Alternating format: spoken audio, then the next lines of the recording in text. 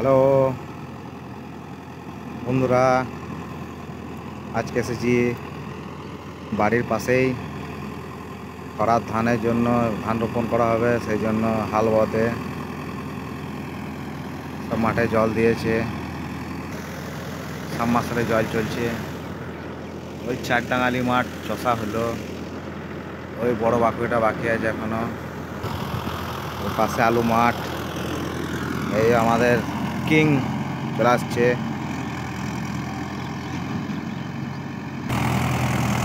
Dish লাগিয়েছি, এখন dish কেমন কাটছে। এই ডিশ